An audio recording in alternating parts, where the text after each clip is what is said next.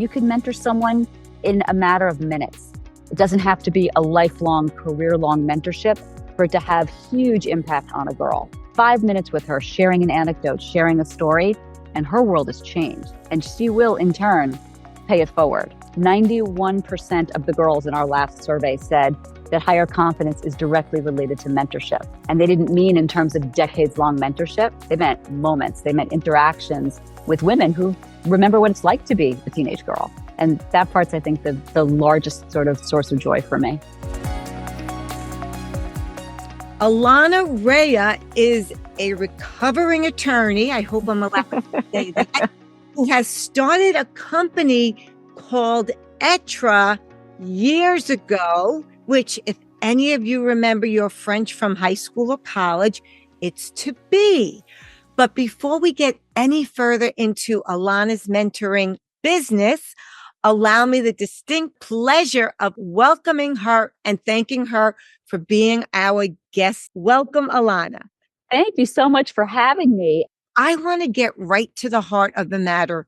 Can you share with us an experience that you've had that people really don't know about and that they can't Google or you haven't spoken about or written about that has absolutely impacted your career as a woman and influenced your passion from doing with it? I love this question, first of all, and I have not been asked that before.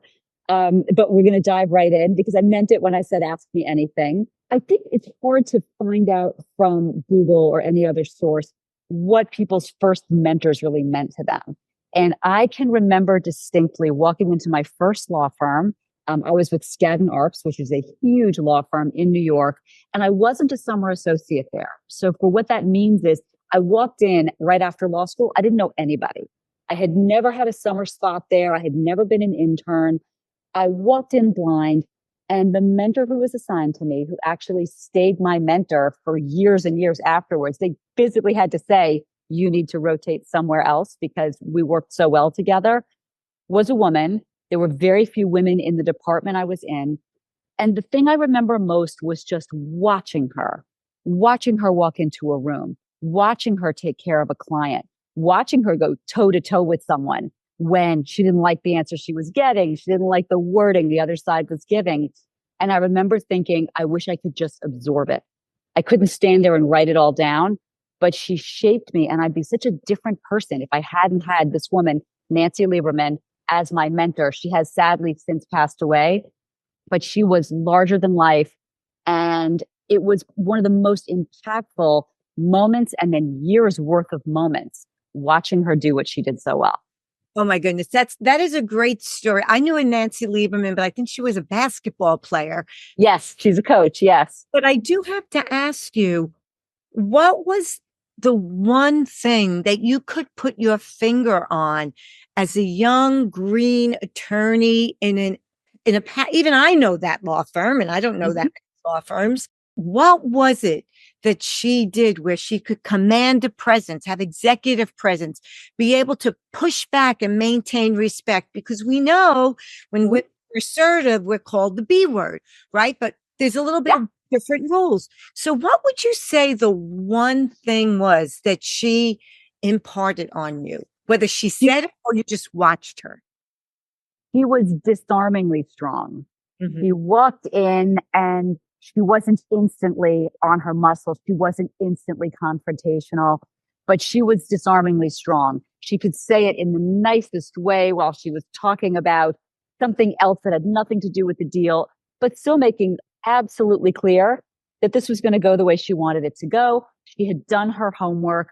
So I would say she had a disarming nature about her. She also, talking about the homework, was always prepared, 10 times more prepared than anyone else. She could tell you where the document was, what line in the document meant what she wanted it to say. She did her homework and then some. Great. I love that. That actually leads me to a thought. Many times women or minorities in general, I might get myself into trouble here, but that's nothing new, love to play the victim card. And what you just said is because she was well prepared and because she probably approached confrontation, which is not against the law and it should not be avoided, but she did it with a smile. She did it with confidence. So she refused to allow herself to become a victim. She was 100%. So how have you imparted that lesson onto the women that you've mentored throughout your life? So many of her lessons I carry forward, and then I lived them when I was a lawyer. I was there for decades and I loved it. I think doing your homework in any scenario, whether you are in a professional services firm like a law firm, whether you are in education or media or medicine, wherever you are, the ability to come prepared, data driven, really sure about the facts behind what you're about to say gives you some confidence. It emboldens you without you having to layer any of that on you. I think coming with the facts and with all the work behind you really does help. I never thought of myself as a victim because I never thought of myself as any less capable of learning what I need to learn. I never thought I was the smartest person in any room. And my favorite thing is to never be the smartest person in any room because I want to learn from everyone around me. But I never thought that I was unable to get where they ultimately were. Mm-hmm. And whether that's confidence or grit or just tenacity, victimhood never really entered into my framework. It was more resilience and strength. And I want to be as good at that as she is. Great. And I love that there's an expression. If you're the smartest person in the room, you're in the wrong room. Yes. Right? And if you're not, all growth comes from discomfort. Mm-hmm.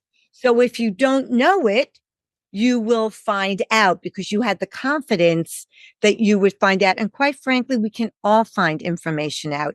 There's no secret. It's just what you said, grit, hard work, determination. So Illana, for the listeners, Illana is quite humble, but she went to the University of Chicago Law School, which has, don't quote me, but something like a 4% acceptance. Right. So this is a smart woman that has worked her tail off, goes to New York. I have to hear the story another day as to how you got that internship without, how you got that associate position without being an intern, because for the listeners here, that is unheard of. So clearly she's doing many, many things right, even at a young age. So you reach, in so many ways, you've achieved such incredible success in an incredibly, many ways, male-dominated field, even still today. And yet you take that and then you pivot and you become an entrepreneur. So help us understand what drove that. What drove that from data and what drove that from your passion? It's those two things. I love that you said that because they really do dovetail together. And to the listeners, we did not practice any of this. So I'm surprised she said. No, I just love talking to you. I am a very unlikely entrepreneur. And I say that at the outset. I never thought I would do anything but practice law. I loved it. I loved the work. I loved the firm. And what law did you practice? I want the listeners to know. I was a mergers and acquisitions lawyer. M&A. Yes. And I loved it. And the mentorship was all around me. It wasn't just one person. It was the men I worked with. It was the bankers that I just learned constantly, which is something I love. My bio says that I'm unapologetically nerdy, but I really do mean that. When I was working and I had my daughter, I have 2 kids, and my daughter's my oldest, and she was in middle school. And I realized that she really didn't know what I did every day. But that's okay. M&A law is not something easily explained to a middle schooler, so I didn't worry too much. But when I pushed on it a little bit, she really didn't know what any of my friends did, my female friends. And I was lucky enough to have unbelievably accomplished friends. We talked about it the other day, they were lawyers and news anchors and writers and surgeons. And she didn't know what any of them did. She just thought, oh, that's your friend from book club, or that's your friend from college. And it bothered me a little bit. I felt like I wasn't showing her enough female role models for her to grasp that these women were rock stars. So I started taking her to see my friends at work. And almost instantly, I thought that every girl should be doing it. And Bring Our Daughters to Work Day started the year I began practicing law in 1993. I remember 9 West, I think, championed it. The shoes. Yes. That's And it was Gloria Steinem, and it was this entire, the Ms. Foundation all got behind it. And I had never known a professional life where that wasn't the case, but it was one day a year. And in the back of my mind, I kept thinking, what if I could do this all the time? What if I could just take other people's daughters from every neighborhood and every background and across the country, if I could, to see rock star women in action at work and do it early? And it's interesting. I was lucky enough to sit down with Gloria Steinem. when you say early, you mean when they're young? As early as middle school. We start as early as middle school. Our youngest board member, we can talk about Être, but my youngest board member is 10. So early into the boardroom, and companies love it. And they meet women, senior women. They sit in the boardroom. They spin around in their chairs. They ask every question they can think of. But that was really the pivotal moment of the pivot, every pun intended, was when I took my daughter and I saw the impact that it had on her. And I thought to myself, I bet I could build something to scale this out and do this with other girls. And that was the moment. Great, great. And there's no such thing as a straight line to success, right? Yeah. What was some of the unexpected obstacles and hurdles that you had to overcome as you were building Être? There were a number. I knew nothing about coding or building a website.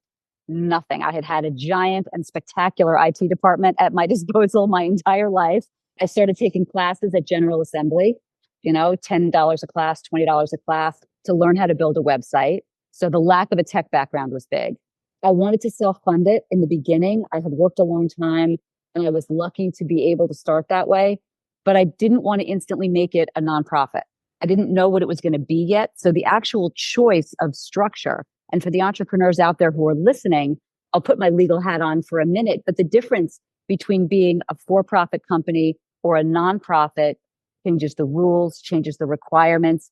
And I didn't know what this was going to be yet. So I think that was an obstacle. I couldn't clearly envision the nature of the company. I didn't know how I was going to scale it. I started with girls who were daughters of friends of mine. It was only when a girl came to me and said, could I bring this to my school, that we started after school clubs and we started scaling. We're in 7 countries now, but I could never have pictured that.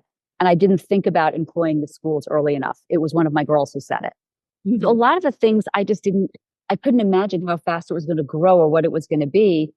So many of the obstacles, I got over those hurdles by asking the girls. So for anyone, again, who's starting anything, listening to your audience, going straight to them. What do you need? What would help this grow? What do you see from where you sit? That really helped me address a lot of obstacles. I love that. So for the audience, here's a brilliant woman that listens to a 10-year-old, listens to everybody. Yes, ma'am. Don't discount anybody's knowledge. You don't have to agree, but process it. And for women, maybe this is my issue, even if you don't like someone, that doesn't mean they don't have something valuable to share with you, right? And that sort of kind of reminds me of, I just want you to address this if you don't mind. I'm going a little bit into mentoring/coaching. Mm. It's very difficult to get the difficult feedback, the constructive criticism. We all say we want it, right? It's the only way we grow. But I ask for it like this. Tell me. Talk a little bit about that and women being sensitive or whatever the stereotypes are, how you address that, how you overcome that, how you help mentor women to seek it out. It's a great question and a great point. You have to want the uncomfortable feedback. That should be the first thing you ask for.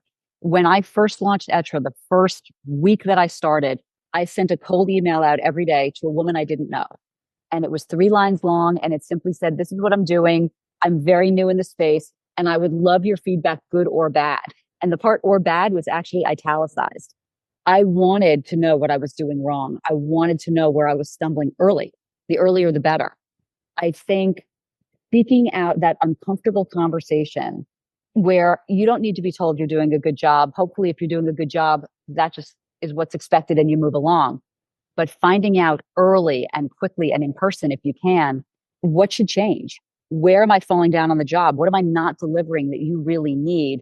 how could I make this company or this team work more effectively? Lay it on me. You have to go after that bad feedback. And then you have to have a really thick skin because it's not personal. You're there to work. You're there to move the ball from here to there. So none of this is personal. You don't have to enjoy the conversation or the person, but the feedback's invaluable. Right. That's great. It reminds me of, they say fail fast and fail forward, Yeah. right? And we could go into a whole conversation as to how we're failing our children because we are not letting them fail, right? And if everybody gets a trophy, no, you really might stink. Just because your team won doesn't mean you're a champion. And I'm probably in trouble again there. No, these are hard conversations to have, but the earlier kids learn them, the earlier students learn them, it's baked into them. That resilience, that understanding of the quality of work and work ethic, it's baked in just earlier. Right, right. Okay. So tell us about Être, where you are today, unabashedly promote it. I know you wrote a book. Seriously, unabashedly promote it because you have information that the women need. Our daughters need it. Our sisters need it. We need it. So we have the oracle right in front of us. So please. Oh my goodness. I can talk about Être all day long. It is a constant source of joy and the girls are a constant source of pride. So I will happily oblige. Être is a B corporation, which means that it is for profit, but it has its social mission. And that's baked right into the organizing documents. And the mission is the empowerment and mentorship of girls. At its heart, we do what we discussed before. We take girls into companies that they ask to see. And this is important. I don't pick the companies. The girls vote every month where they want to go, who they want to meet, and that's where we go. So think places like Google or YouTube, NBC. We rang the bell at NASDAQ. We've been on the floor of the stock exchange, Goldman Sachs, Viacom, anywhere the girls want to go. We meet women of all levels. And the best part is the girls are in the boardroom and they get to ask any question they want. And the questions are shockingly profound. They're asking not just about career paths and first mentors, they're asking about equal pay. They're asking about corporate culture and inclusivity and representation. And the women are loving it and basically saying, it's your meeting, ask us anything. In addition to the boardroom visits for girls who are not in the New York, New Jersey, Connecticut area, our after school clubs do what we call mentor pop-ups. We can have an astronaut Zoom with a school. We can have a woman who works on Wall Street, the head of a surgical department, whatever those girls want, we make sure that those women get zoomed into those clubs. Same concept. Girls can ask anything. I've written 2 books. The first was aimed at middle schoolers. It's called Être, Girls, Who Do You Want to Be? The second book, which is more recent, is 2022, and it's called The Epic Mentor Guide. And that really is geared towards older girls and young professionals. I can't tell you how many women have used it because it is a book where girls asked questions of women at certain companies and the women answered. 180 women answered questions about career paths and career advice and all kinds of little mentor moments. We are a licensed TED Ed club. I have 40 girls right now in our 4th season doing TED Ed talks. And we'll have a live event in New York. So DM me or email me if anyone wants to attend. Promote it right now. Now's a good time. October 20th in New York. And if you follow us at Être Girls on Instagram or etregirls.com, you will have all the information. We will save you seats. The topics the girls are writing about are amazing. And the women mentoring them are even more so. I have an 11-year-old who's writing her TED Ed talk about DNA. And the woman who won the Nobel Prize for chemistry is her mentor, Jen Dudna. So the mentorship moments just abound. And we're not close to being done yet. We're going to expand into more countries. We want more women, exactly like the women in this room, sharing their advice, sharing their stories. And you can mentor someone in a matter of minutes. It doesn't have to be a lifelong, career-long mentorship for it to have huge impact on a girl. 5 minutes with her, sharing an anecdote, sharing a story, and her world has changed. And she will, in turn, pay it forward. 91% of the girls in our last survey said that higher confidence is directly related to mentorship. And they didn't mean in terms of decades-long mentorship. They meant moments. They meant interactions with women who remember what it's like to be a teenage girl. And that part's, I think, the largest sort of source of joy for me. That is fabulous. And then what you just said about the 91% of women attribute a lot of their success to being mentoring. If that is not the best commercial for women mentoring women, I don't know what is. Right. So I have one more question before we go. It's a little different. You ready? I'm ready. All right. So I want you to imagine a huge box in front of you. Like, don't underestimate imagination, right? It's created. Thomas Edison, I think, said he created the theory of relativity by imagining riding alongside a light beam, right? Imagine a huge box in front of you. And everything you've ever lost in your life is in that box. What's the first thing you would reach for and take out, and why? These are such good questions. I'm giving you an instant answer. My grandmother. My grandmother was a lawyer when women were not. She graduated law school in 1936. Wow. And I used to go to court with her and watch her. And you want to talk about early mentorship. And here's a woman who worked her way through law school at night and raised a family at a time when women just did not do this. And she never for a moment thought she couldn't do anything. And I think she loved that I went to law school. We used to talk about everything all the time, but I think she'd be at the top of the box.